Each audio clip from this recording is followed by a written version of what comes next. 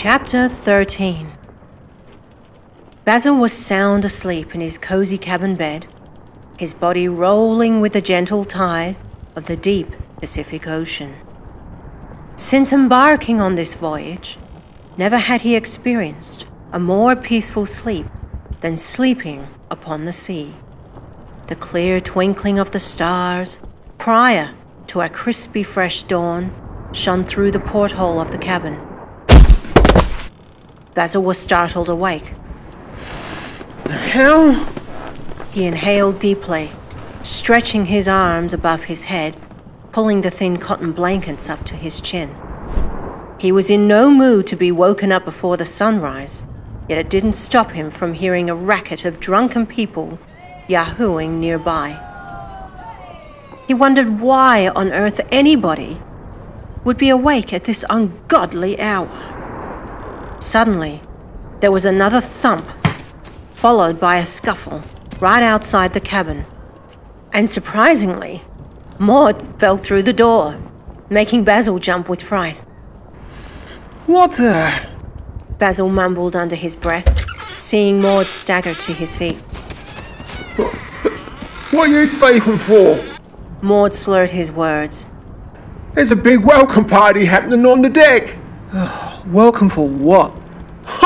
Welcome for us, silly! Maud bellowed jovially, his arms outstretched. Look where we are, mate! Look through the bloody porthole! Maud excitedly tore back Basil's warm blankets and pulled him up by the arm to the glass. Oh, steady on, mate, stammered Basil, bleary-eyed. I can get there myself. That's the gorgeous headlands of Sydney, mate! Maud bellowed, pointing on the glass. We're here! Sydney! Woohoo! Australia! Oh, wow. Already? Basil's eyes lit up eagerly. Maud nudged him from behind with a crunched-up piece of paper in his hand. Hey, here's a cabin number of Ruth, he said smugly. Basil whipped around and glared at Maud's dry, bloodshot eyes. Who the hell's Ruth? He muttered coldly as Maud thrust the ball of paper into the palm of his hand. You know, she's that jammy lass with the brown hair that's been eyeing you, mate. He chuckled, patting Basil on the back. You know, that George's sister. No, I don't know. And I don't care. Oh, wanton piece of work she is. Cabin 311. She told me to give it to you. You have her. Basil answered contemptuously, screwing up the paper and throwing it across the floor. I don't want her. Oh, why, you bloody old stiff you are. Maud retorted in disgust. She's bloody gorgeous. What's wrong with you? You're acting like you're 90. Oh, come on, for fuck's sake. Just relax a little. Have fun. I am having fun, Basil reassured Maud quietly in the morning darkness. But I just don't want to have it with her. Maud shook his head and belched out loud. Oh, needed that, he said, hitting his chest with his fist. I've been waiting to get to Australia forever, and now we're here, on her shores. Basil said soberly. Girls, by far, are the last thing on my mind. Oh, all right then, suit yourself. Maud sneered. I'm taking me bollocks self back to the party and savouring the final moments of this boat full of beauties. Maud staggered out and slammed the cabin door shut without waiting for a reply. Meanwhile, Basil stood in his own silence within that darkness of the morning dawn, and then he had a thought. He impulsively pulled some trousers on and quietly left the cabin toward the deck, making great attempt to avoid the party animals, especially Maud. Strolling out, he breathed deep, sucking in the fresh sea air. He could have cried with relief when he saw the headlands of Sydney, bobbing through the water, kissed by a warm, reddish haze of the dawn. Can't believe I'm here, he muttered in awe. His heart pounded within his chest as he knew that now he was breathing the same air as his mysterious Uncle Sar.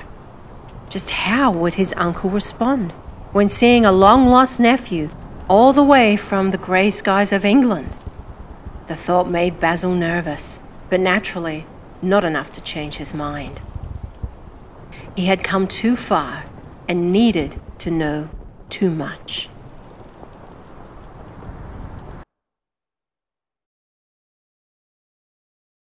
Chapter 14. Oh, slow down!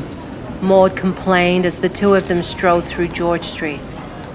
Basil glanced over his shoulder, waiting for Maud, who had naturally seen better days. Why? Am I going too fast for you? He smirked, hoisting his sack over his shoulder. Yeah, you are!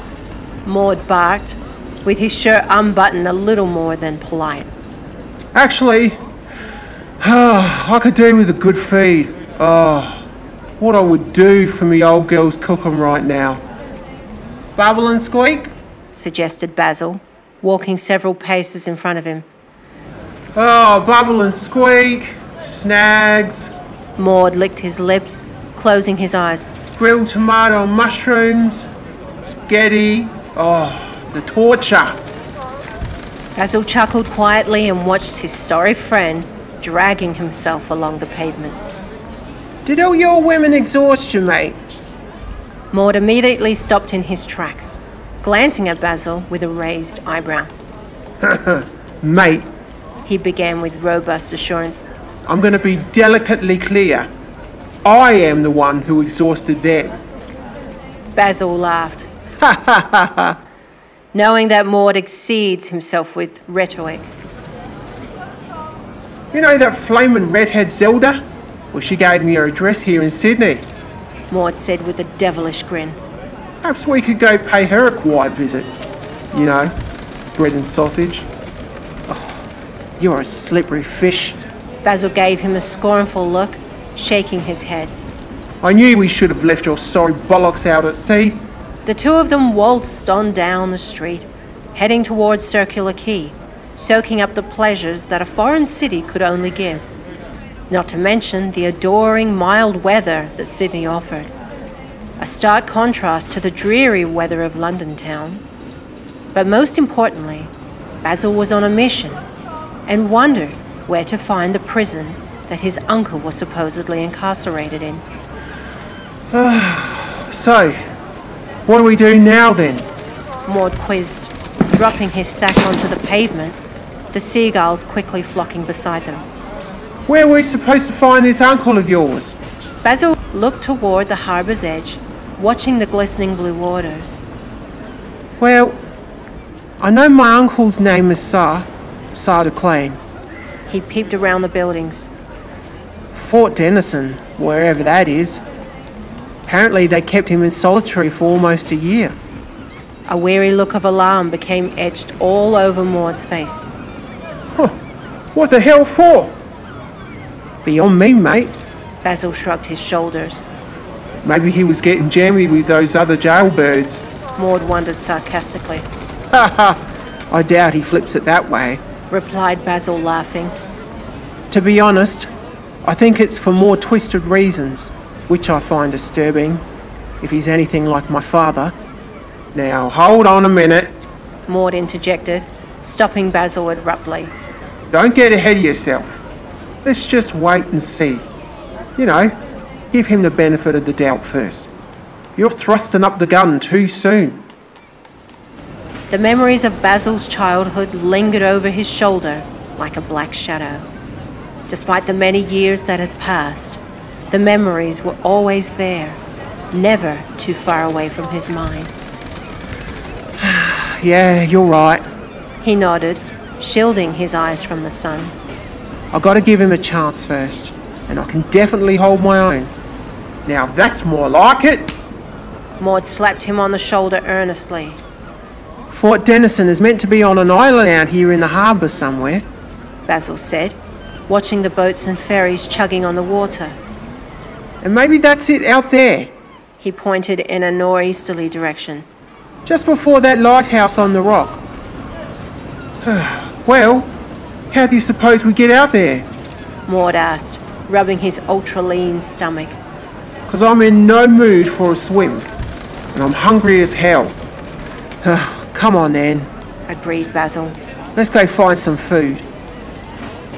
Wandering along the edge of Circular Quay, they eventually stood outside a plush hotel.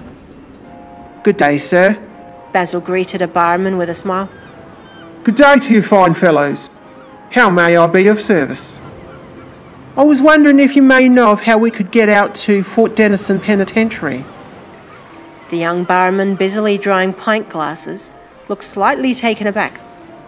Oh, well, as far as I know, He began, flinging his tea towel over his shoulder.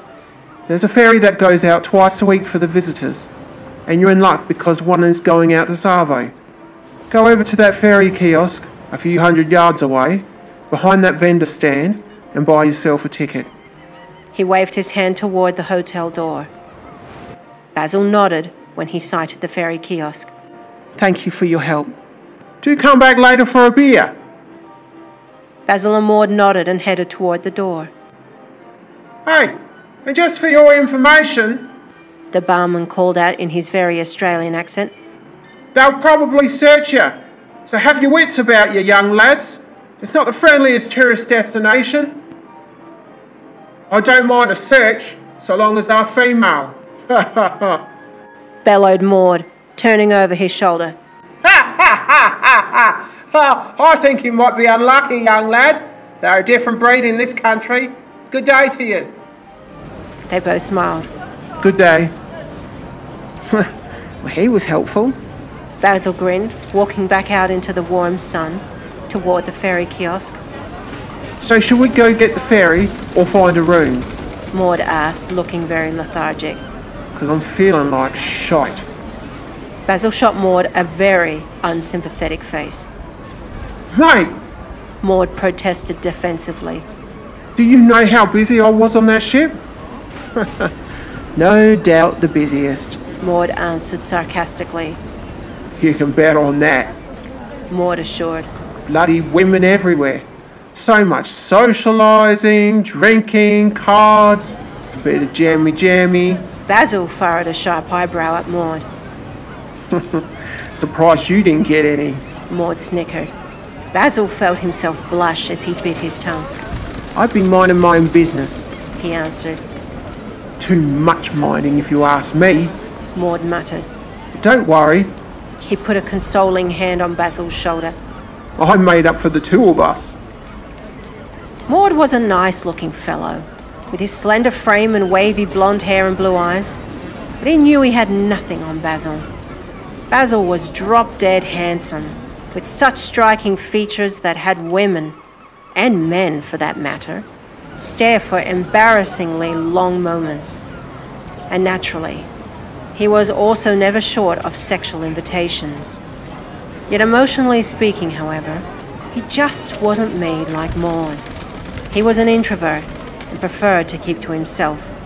He knew what he liked, and after that elusive encounter aboard the Adriatic with that woman, well, what's a man to do? They wandered on silently, dodging trams and scurrying people along the quay, until Maud stopped mid-stride and glared at Basil. Basil turned his head over his shoulder and glanced back at him. What? Just out of curiosity, Maud began earnestly. do you know how many girls approached me to get to your jammy bollocks? A sheepish grin formed across Basil's face. I lost count. He answered smugly. I just had to start tossing those papers and napkins they gave me in the bin. What else was I to do? You could have fucked them. Maud sighed frustratingly, stomping on ahead. He thumped toward the ferry kiosk until he stopped and whizzed around. Mate, I've known you my whole life. I know you'd tell me anything. He paused, carefully thinking of his words. Basil already knew what was coming next. I am not into men. He reassuringly stated with a strong shrewdness. You have to know that. But you got me wondering. Maud laughed, feeling sheepish. Even if I tried, I couldn't be half as queer as you, mate. Basil joked. Half as queer as me. He choked. Good one, mate. Good one. Basil erupted into laughter and playfully tugged down on Maud's sack, causing him to stumble. God, I'll make you look good. Maud mumbled, throwing his arm around Basil affectionately. Now let's go find this bloody uncle of yours.